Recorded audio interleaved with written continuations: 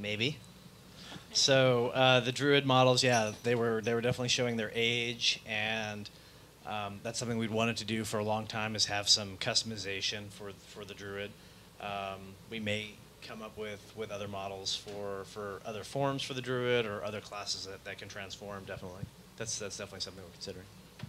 A lot of that is the art cost, because in order for us to make a new druid cat form, that's another creature we could have made, right? So it all comes out of some creative bucket that we have, and so it's just, where do you want to spend? We call that, where do you want to spend your pennies, but it's like, where do you want to spend your art time? That's interesting. The response that I know of have all been universally positive. People are really excited about it, and of course, a bitter twist of irony. The first thing that players want is a third talent spec that they can do, which is interesting. No, I think it's actually very good for high level players, or for mid level players who are figuring it out. Really enables you to have two sets of ways of doing things very easily. If you've got in a raid situation where you've got your Death Knight tank that's better for this fight, or your Druid tank that's better for this other fight, then you can easily have those guys swap out and they're ready to go. So we're really excited about how well the features worked out.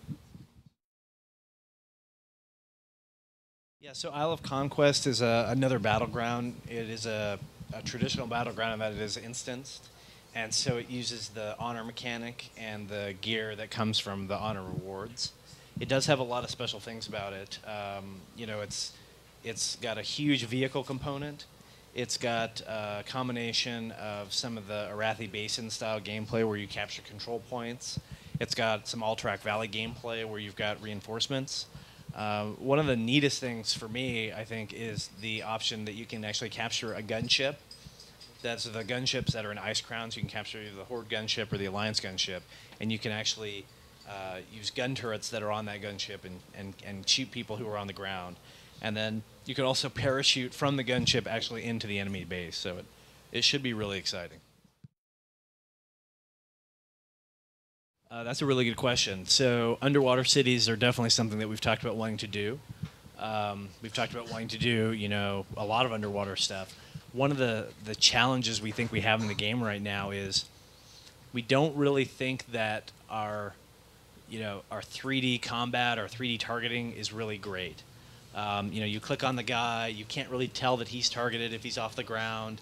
It's not a great experience that we'd want to have. So that's one of the things that's stopping us from doing an underwater kind of city or zone right now. Another thing is it's much harder for players to move in 3D than it is to just move on terrain.